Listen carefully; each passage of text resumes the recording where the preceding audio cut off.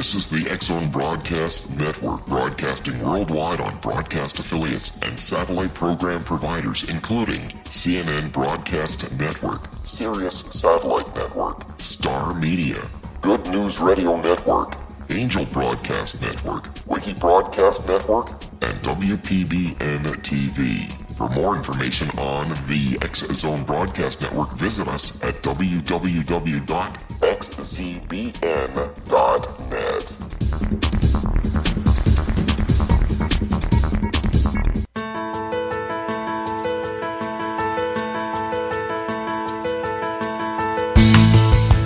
Hi, curious minds out there in our ever-expanding radio land.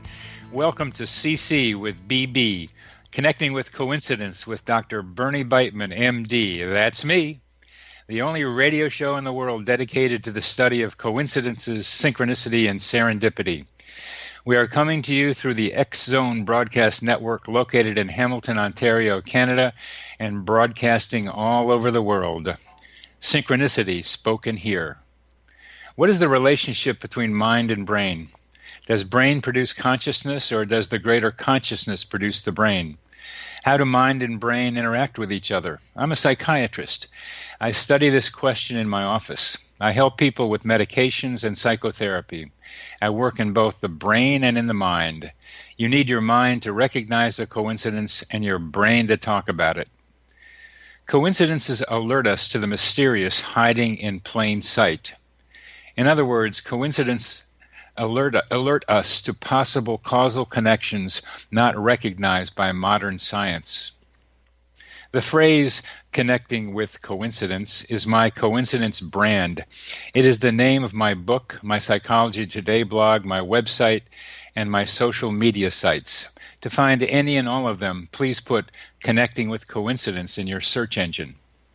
Would you like to know how sensitive you are to coincidences? Take the Weird Coincidence survey on my website. Lives overlap, lives connect. This is a story about me and our guest today. In the summer of 1968, I stumbled into the cafeteria at Mount Zion Hospital in San Francisco to begin my medical internship. I sat down a little bewildered and looked around. Someone tapped me on the shoulder saying, "Hi, my name is Andy Weil, and you are sitting in my seat." He was a balding, round-faced guy with a big smile. Excusing myself, I heaped some scrambled eggs onto a plate and sat down somewhere else. I was assigned to a neurology rotation. My partner on that rotation was that same Andy Weil. We had a lot of fun following these two private practitioners around, one of whose name was Roy Cocaine. Andy and I became fast friends. A year later, I was doing a psychiatric residency at Stanford and planning for post-residency.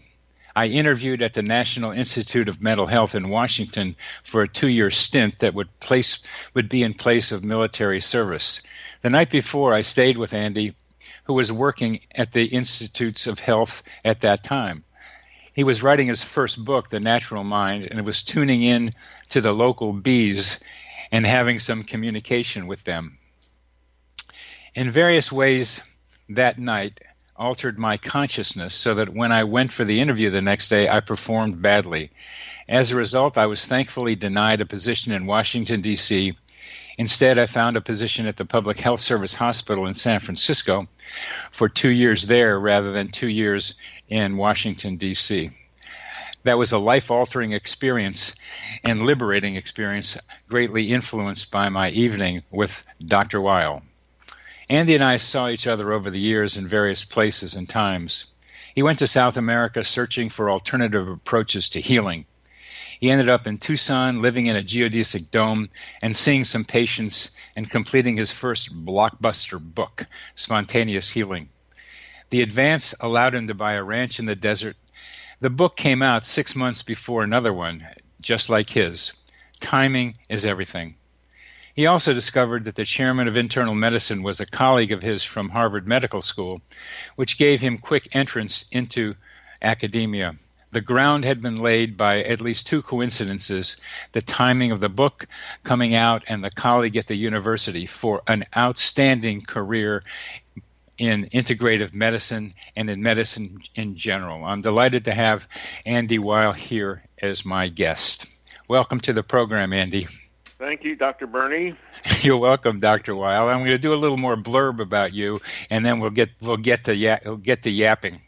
All right. Andrew Weil was born in Philadelphia in 1942, received an AB degree in biology from Harvard in 1964 and Harvard Medical School MD in 1968. He was at Mount Zion, where I was, wrote his first book at NIMH for The Natural Mind, and then, as I mentioned, was a fellow traveling around the world, North America, South America, Africa, collecting information on drug use in other cultures, medicinal plants, and alternative methods of treating disease.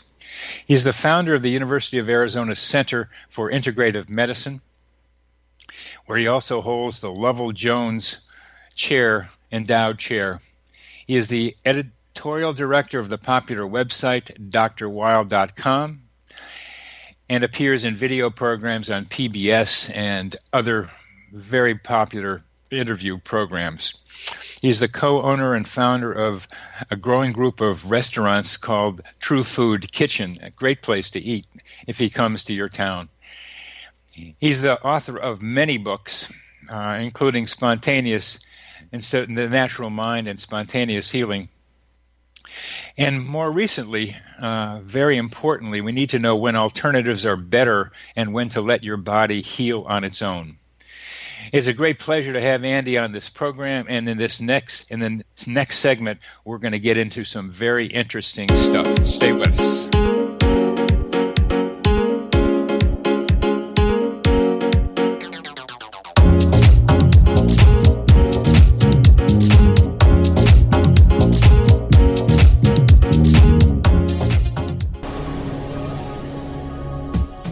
This is the X-Zone Broadcast Network, broadcasting worldwide on broadcast affiliates and satellite program providers, including CNN Broadcast Network, Sirius Satellite Network, Star Media, Good News Radio Network, Angel Broadcast Network, Wiki Broadcast Network, and WPBN TV. For more information on the X-Zone Broadcast Network, visit us at www.xzbn.net.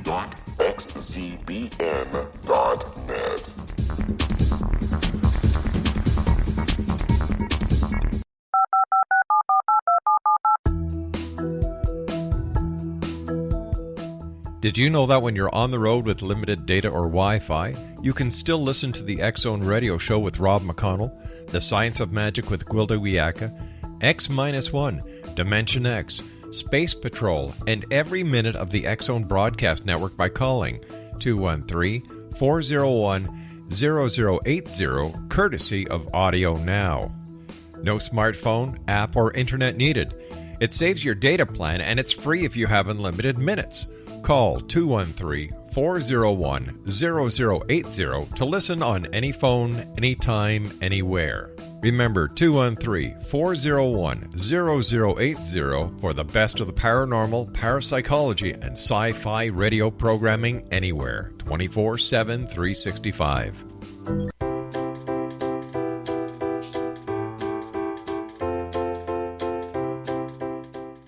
Welcome back to CC with BB, Connecting with Coincidence with Dr. Bernie Beitman. Our guest today is Dr. Andrew T. Weil, an old friend of mine who I am delighted to have on this program, and in the early part talked about some of the ways I remembered the coincidences in our lives and some of the coincidences in Andy's professional life. Andy, talk about coincidences in your life for us, would you please? Well, first of all, let me say that I think you and I share a very similar view of coincidences. The word just means happening together. But I think in popular usage, coincidence is a label that we put on a mental wastebasket in which we drop certain experiences of things happening together, and that means they have no significance. And I've always found coincidences to be hugely significant, and see them as kind of guideposts in my path in life.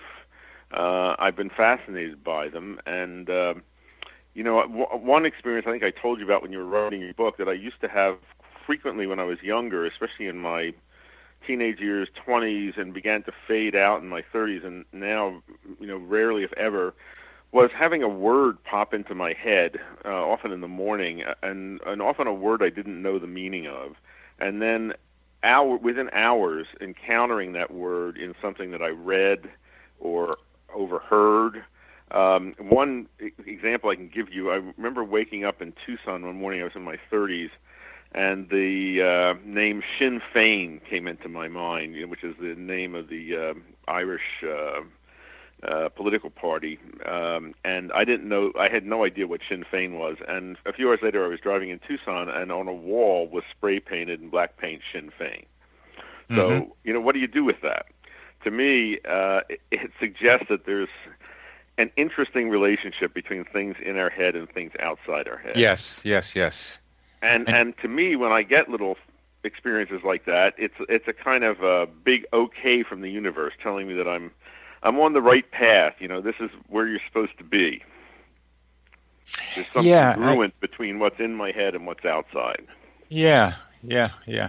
That's a kind of a common use of coincidences that otherwise don't seem to have any particular meaning. They're confirming coincidences.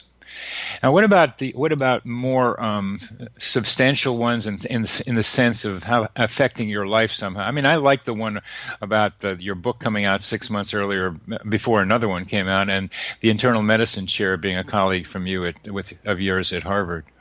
Well, that was a big one. I'd been teaching at the University of Arizona College of Medicine for a number of years, but I just taught students. I didn't have any illusions of being more involved with academia. The institution seemed very frozen and monolithic and resistant to change, and so it didn't seem to me it was worth trying to do anything about. And then my best friend from Harvard Medical School, Joe Alpert, a cardiologist, was named chief of medicine, and he came with a new dean, Jim Dolan, also a cardiologist. They came from the University of Massachusetts.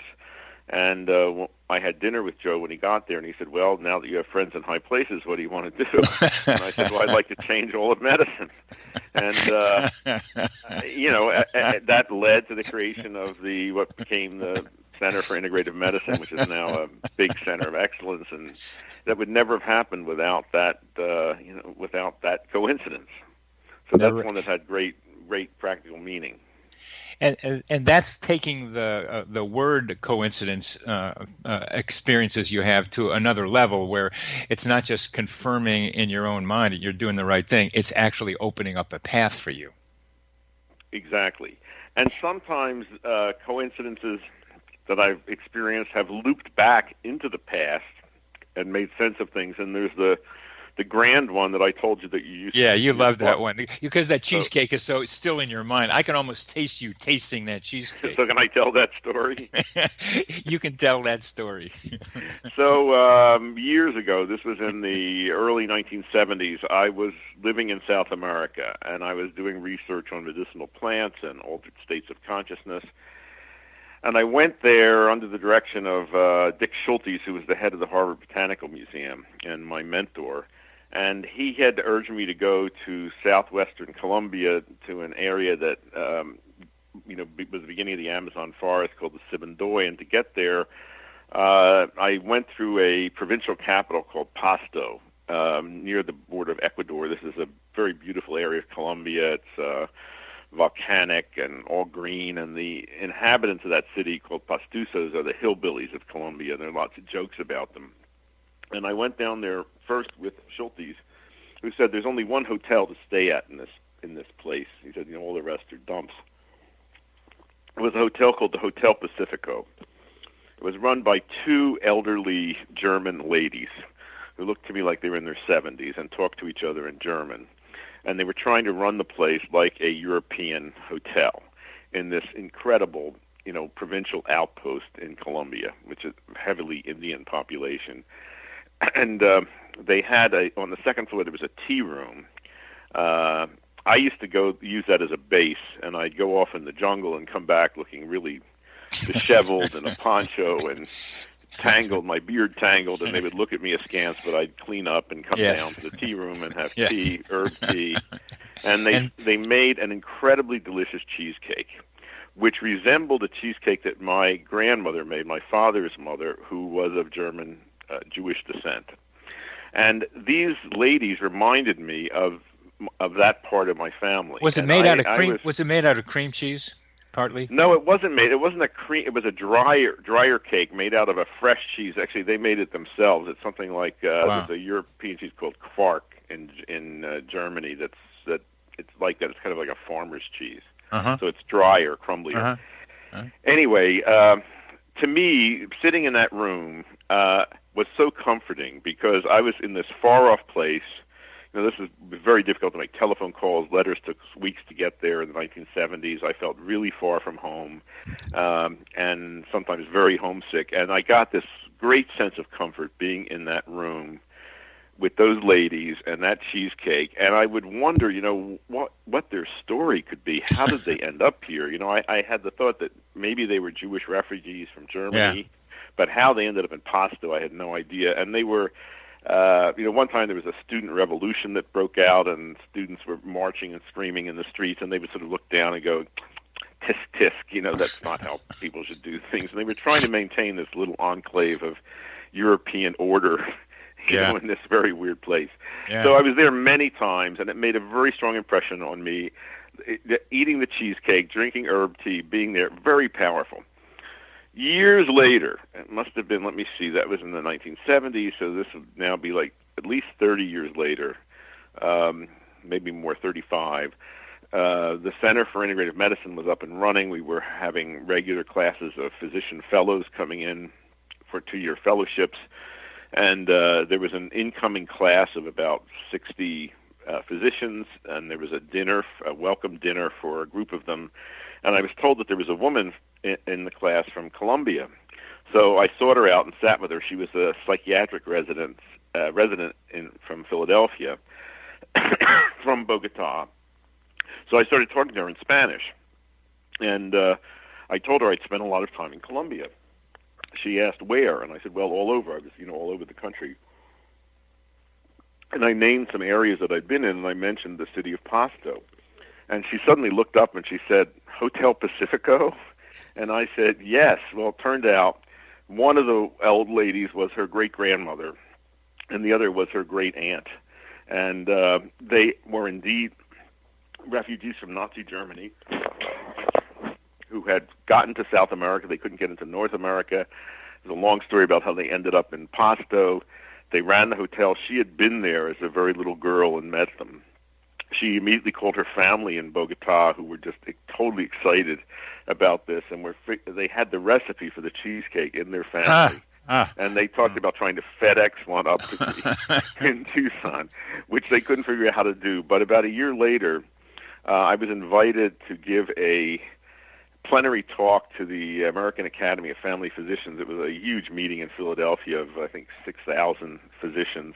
And she had made the cheesecake, sent it to my hotel room in Philadelphia, and she brought it in. I sat there. I tasted a bite of it. I was instantly transported back to this. I mean, so here's something that looped into the past and linked past and present, and again, it was such a feeling of all rightness that, yes, this was exactly how things were supposed to be. Delicious. Does it have a kind of a medium brown crust?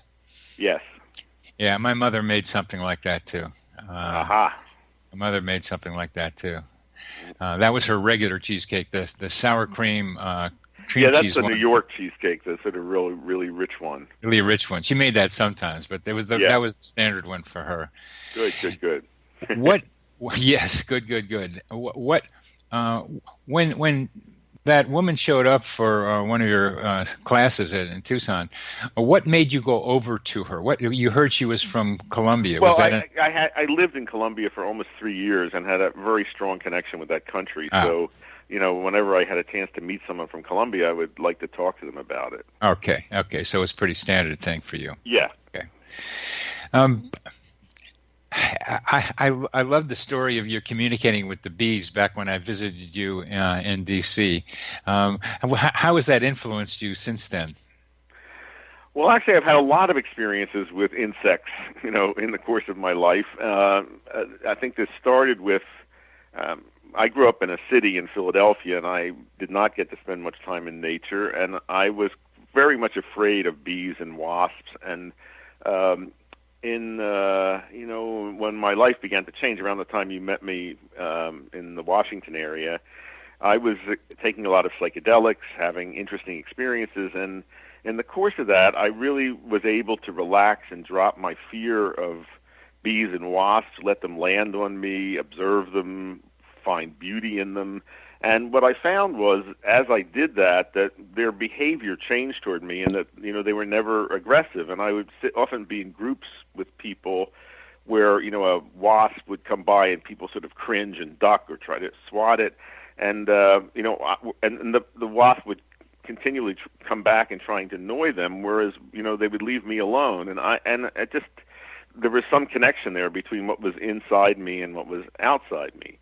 So I'll tell you here's one story.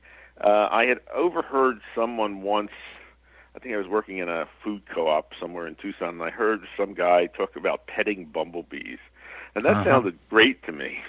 So I tried to pet bumblebees, but bumblebees don't want to be petted. They're really busy doing things, and they didn't want to hold still. And one day I was in a canyon outside of Tucson. I think I had taken MDMA, and I was in a very relaxed state, lying on a rock. It was a beautiful spring day. The canyon was running, and my mouth was dry. I had an orange with me, so I opened it, and I ate a segment of the orange. And some of the juice dripped in my hand. A bumblebee came down, landed in my hand. I'd never had one land on me before, and began to lap this juice. And so I brought it really close to my face and was looking at it. And then it got into an altered state itself. Maybe it was a little drunk on the orange juice, but it just stayed there. And I got to pet the bumblebee quite extensively, and it seemed to like it very much. It allowed me to do it. It stayed there. And eventually flew off. Here's another one. We're about to come to the end of this segment, so we can continue with that in the next segment. We will be back with Dr. Weil after a short break.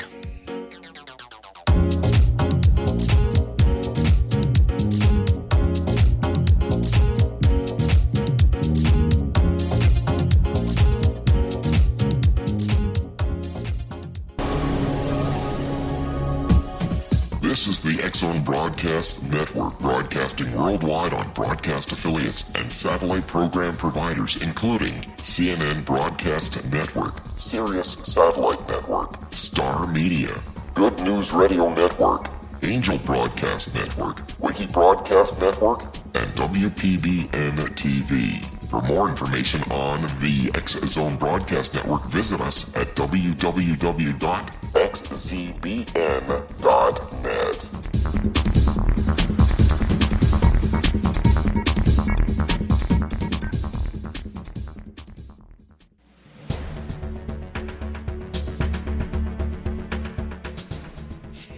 Welcome back to CC with BB, Connecting with Coincidence with Dr. Bernie Beitman. That's me. My old friend Andy Weil is out here in our radio land buzzing around with bumblebees and other insects telling us wonderful stories. Andy, what's the next story about you and insects? Well, this is, I think, even more interesting because it has shaped some of my medical philosophy and my work with patients. I had a very intense reaction to mosquito bites growing up, and I was the person that mosquitoes would always single out in a group. And when I got bitten, I'd get welts that itched and for days, really annoying. So I always tried to avoid mosquitoes, and it was bad. Somewhere in my, I don't know when this was, late 40s, I think, it changed. Now, I don't know why it changed. Maybe, who knows? My diet was different, my lifestyle was different, but suddenly I became less attractive to mosquitoes. And what interests me is that as that happened, coincidentally, my reactions to them subsided. And now I get bitten very rarely. If I do get bitten, I have like a brief period of itching and the bite disappears. And, I'm no longer like terrified of being around them. I shoo them away. I mean, I use repellent if it's in a really dense area. But it's not a big thing. But what interests me is the coincidence between my allergic reaction to the bites and my attractiveness to the mosquitoes. There are a number of factors that influence attractiveness to mosquitoes. Blood type is one. I'm blood type A, which is supposed to be least attractive, but that didn't help me earlier in my life. People that exhale more carbon dioxide may attract mosquitoes more, but I don't think that's changed in my life. But I don't know which came first. I don't know which is cause and which is effect, but they're linked.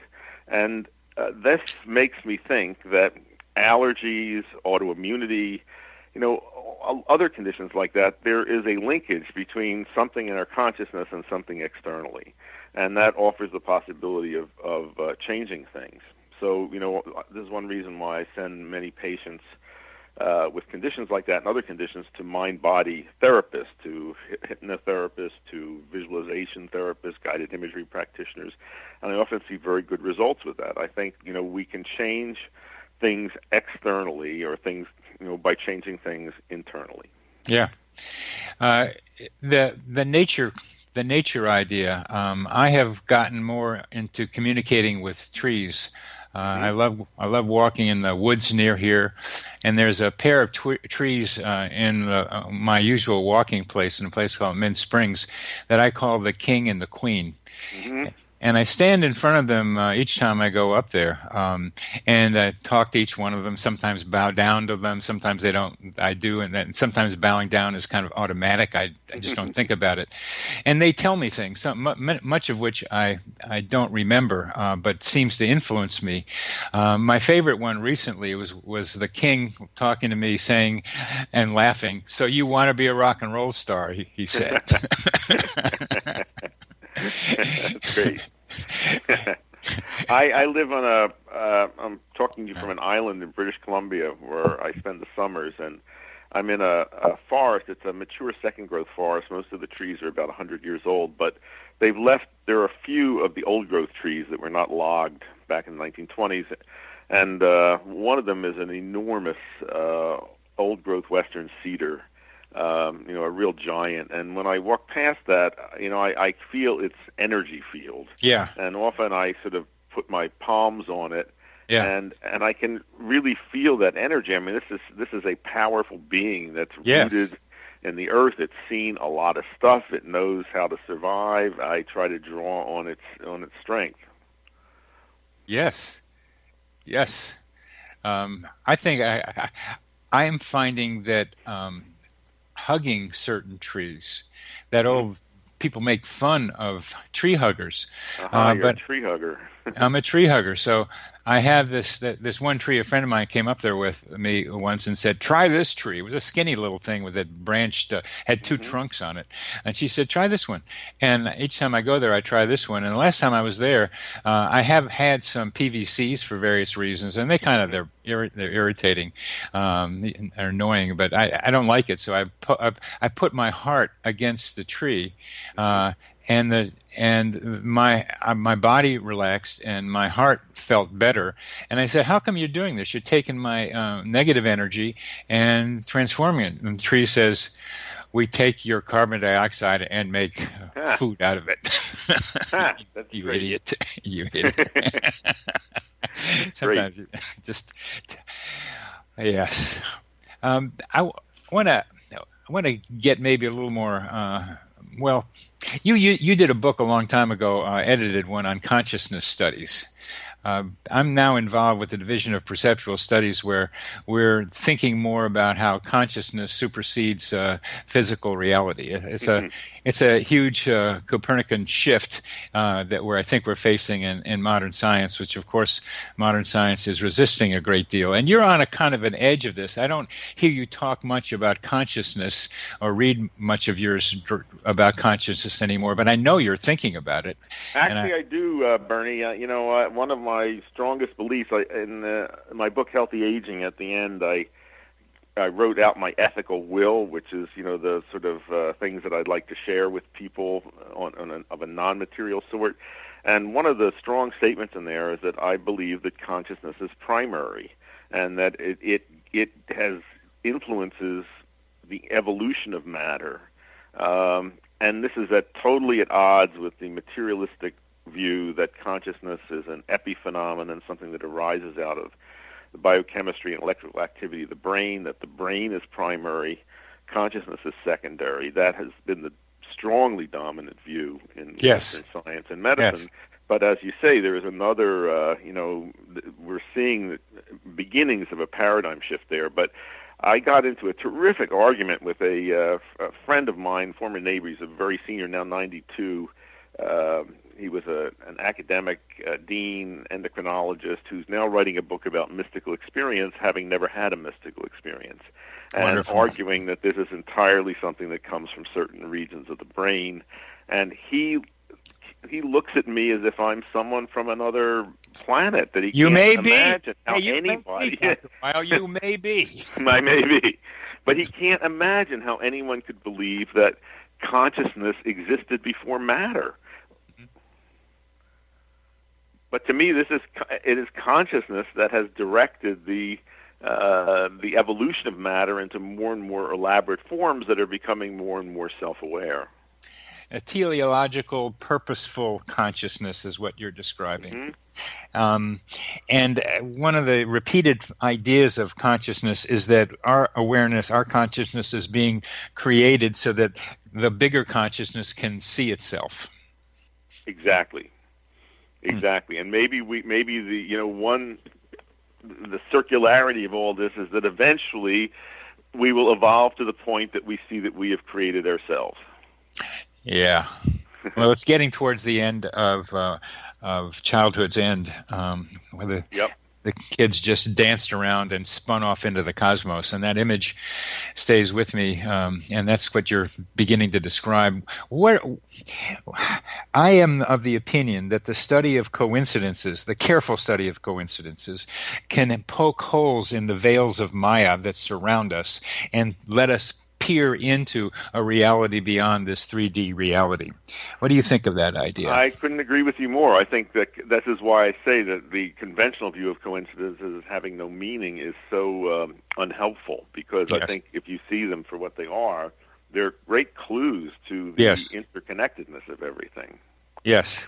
And so I'm developing the idea that coincidence awareness can be another spiritual path. I like that. I have not heard anybody enunciate that so clearly. I think that's a very useful concept. And good. I'm trying to be able to now elaborate on that idea. Mm-hmm. Let me ask you about another crazy thing, about intuitive voices, where people just don't feel an urge, but actually think they hear a voice telling them to do something. And a little bit of a story of that I just read recently. A woman keeps hearing a voice saying there's something wrong, you've got to do something about it. And there's more to it, but she goes to a psychiatrist, they call her psychotic, they give her pills, doesn't do anything. And then the voice gets a little more specific and said, you've got to go to the hospital now, and you've got to have your brain examined. And she goes to the hospital and they say, no, there's no problem, your neurological is normal. But they finally do it, and they find a very large tumor, which is operable, and they're able to get it out, and she's okay.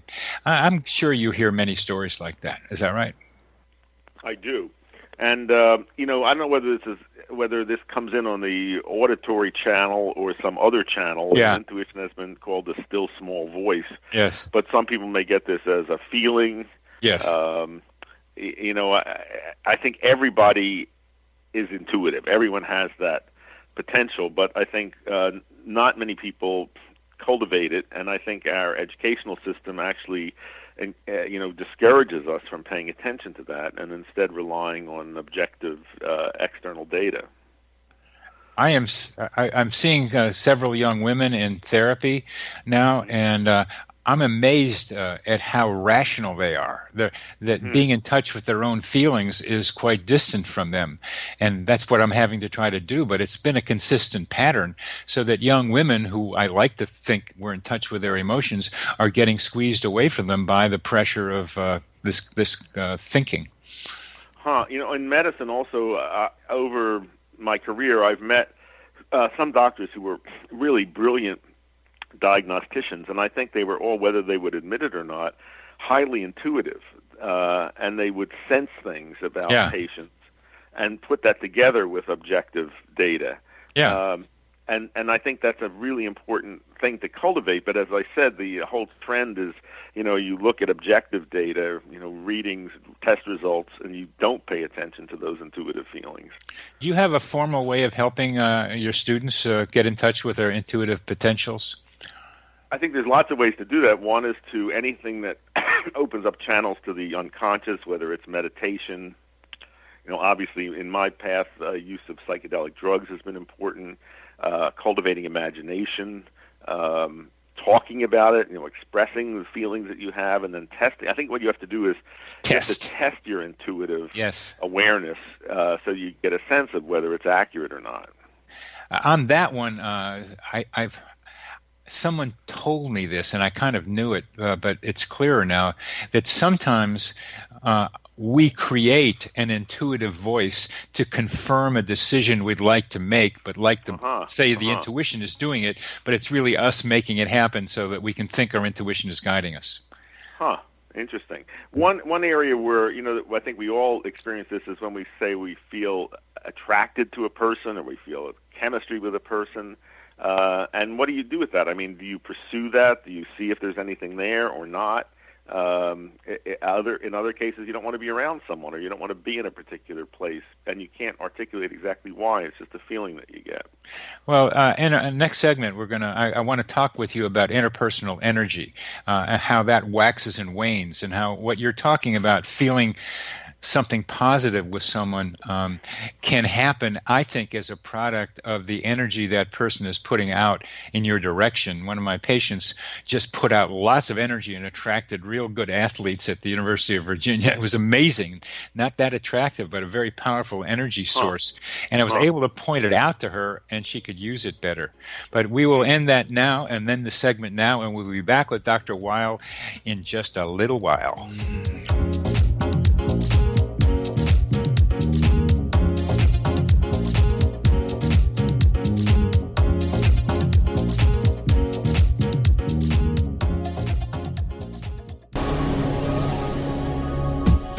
This is the X-Zone Broadcast Network, broadcasting worldwide on broadcast affiliates and satellite program providers, including CNN Broadcast Network, Sirius Satellite Network, Star Media, Good News Radio Network, Angel Broadcast Network, Wiki Broadcast Network, and WPBN TV. For more information on the X-Zone Broadcast Network, visit us at www.xzbn.net.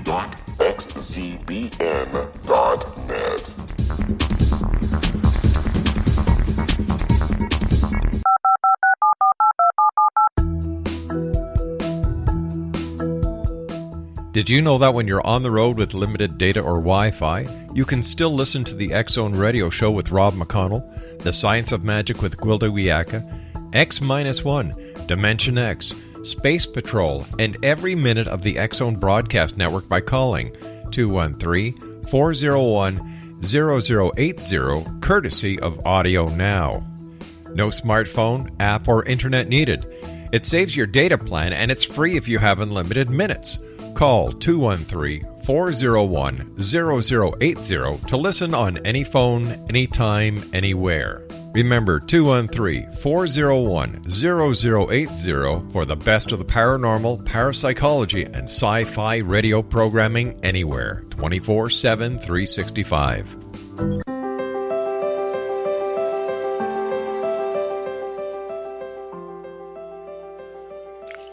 Welcome back to CC with BB. We're talking about coincidences and other things with Dr. Andrew Weil. Andy, it's such a pleasure talking with you. Let's go to interpersonal energy, intuitive healing, and let's see what you do with my saying these two terms to you, and see what you do with them. Okay, what are the terms? Interpersonal energy and intuitive healing, not just picking up diagnoses, but actually people who can lay on the hands in some form or another, even at a distance. There's a guy named Bill Bengstrom who gets talked about here, and you know him. All right. Yeah. Well, first of all, with interpersonal energy, so obviously, when we're with another person, we share their energy. We share energy fields. We can feel that. It's something like tuning forks that resonate with each other. And I think that can either be positive or negative. But I think being aware of that is very important. And in medical interactions, I think this is, physicians can really take advantage of this by on as many channels as possible, giving suggestions that healing is possible.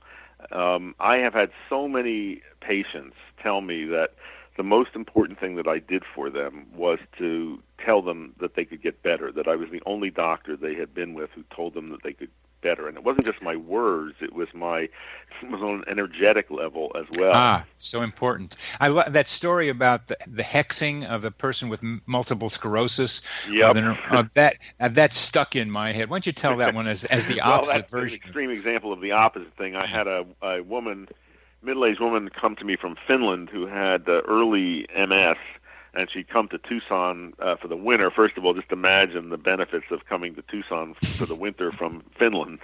But she said, I got her, she stayed at a resort in Tucson. She was doing a lot of things for her self-care and improving her lifestyle, and she was really feeling better. And one time when I saw her, she was finally able to laugh, and she said, you wouldn't believe what those doctors did to me in Finland. She said the chief of neurology at a medical institution, when he had told her the diagnosis, she was having like weakness and and some numbness, and I told her, he told her that it was MS. He said, wait a minute. He went out and brought a wheelchair in and told her to sit in it. And she said, why should I sit in a wheelchair? And he said he wanted her to buy a wheelchair and sit in it for a half hour a day to practice for the time when she would be disabled. It's so horrible. I mean, that's extreme. Let's turn that around to the positives. That when I tell somebody that they've got the ability to get better, I am not just saying the words. I am imagining it with my mind and my heart. Okay, so you're doing that on an energetic level. This is what I mean, that you're sharing this on lots of channels, not just the verbal channel, that you're communicating your belief that this person can be better. And that is a very powerful influence, especially coming from a medically trained person, because patients have a lot of projection of belief onto physicians, as people in tribal cultures do on shamans, and we can take advantage of that by reflecting that belief back in a positive way. Yes. Bill Bengstrom. What do you know about what he's doing? And well, I don't know a lot about him specifically, but I have known other medical intuitives, and I've known doctors who've worked with him, and I've seen some very striking examples of their being correct, where they had very little data to work with about a patient at a distance, and were able to come up with very close approximations of diagnoses that helped physicians do appropriate tests to confirm them.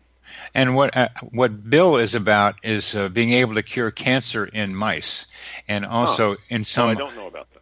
And also in the stories of children with inoperable tumors that he has helped reduce. And they're studying about how he does it. And the best they came up with, at least I heard yesterday, is not that he sends out any energy. They can't pick it up if he is.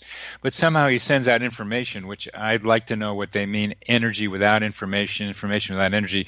It's a tough thing for me. But what they think he does somehow is activate the self-healing capacity of the patient.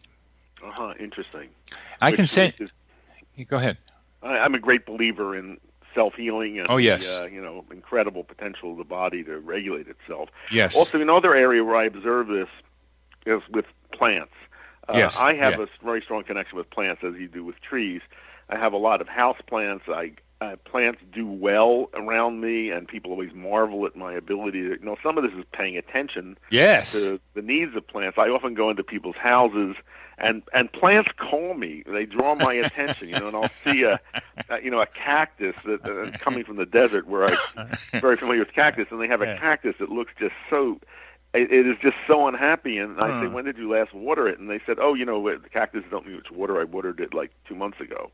Or I was in the house of someone in Chicago. They had an enormous rubber plant that was, almost reaching the ceiling, and it was just in very sad shape. And I said, it needs a much bigger container.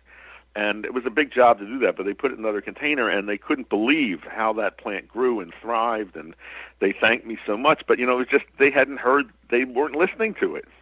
Yeah.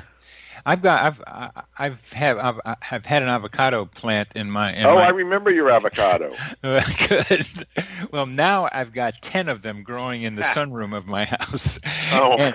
and they are characters. They are characters. I mean, there's one of them that is just weird. It's just gotten really tall and gangly for some reason after not doing anything. I don't know. But I was standing in front of the 6 of them, looking at them, and between the sun, where they're getting the sun, and them, and they said, "You're our God." Wow! And I said, "Yeah," and because I give them water and I give them plant food, but I got to feel what they meant by that, and I have had a better sense about what a larger version of God might be like. Oh, that's neat. Oh, I remember your original avocado. You always had a way with them. Always had a way with them. But you should see these characters.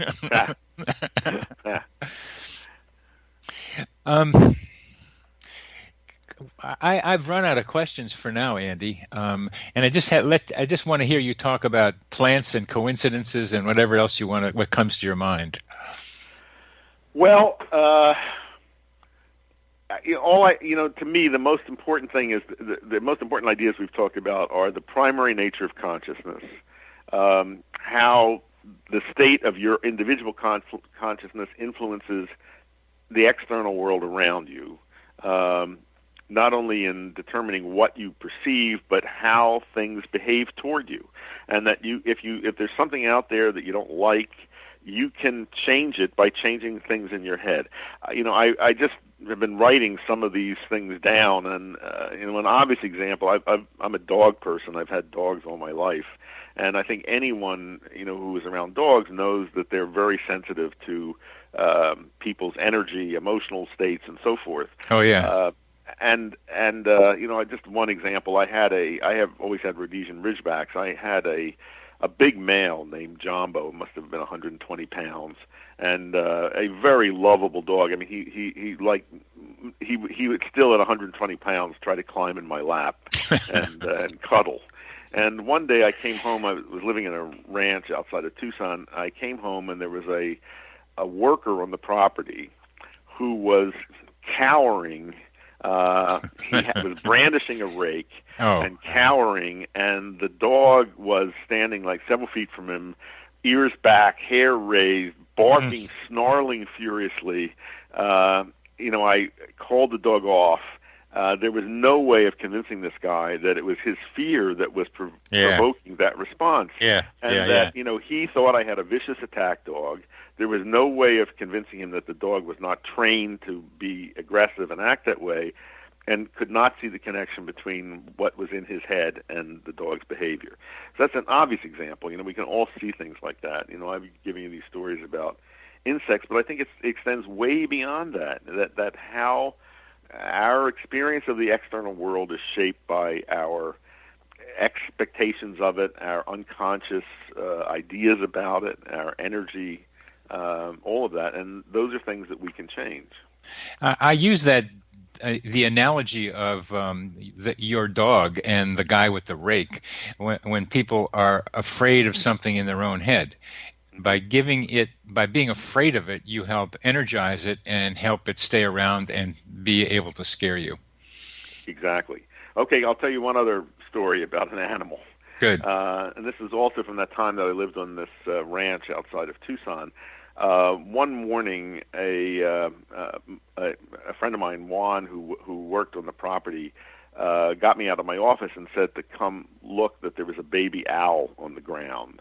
And I went out, and at the base of a huge cottonwood tree by a stream, there was a very baby owl. It was covered in white down. It was about maybe three inches high. It was hopping on the ground, peeping with distress, and way up above, it must have been, 25 feet above, on a big limb of this cottonwood tree, there was a huge ragged nest with a great horned owl in it, obviously the mother, and there was a slightly larger owlet beside her that was looking down, and it's possible that one had pushed this one out. That's not uncommon. I got you. And there was a male flying around in the sky above them. So I didn't know what to do. I picked it up, which maybe I shouldn't have, and then I tried offering it some canned dog food, which it didn't want, and then I got a dropper of sugar water, which it drank, but I didn't know what to do with it. So I called the biology department. We just have 20 seconds left, Andy. I'm sorry. Okay, got no help there. Anyway, I got a guy that said you should put it back in the nest. That's not an easy process. No. Great horned owls were aggressive. I climbed up.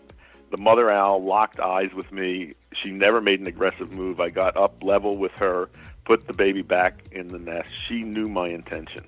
Good. Oh, wonderful, wonderful. Andy, beautiful talking with you. Great stories. And good work, Bernie. Keep it up. Thank you, Andy. Bye-bye. Bye-bye.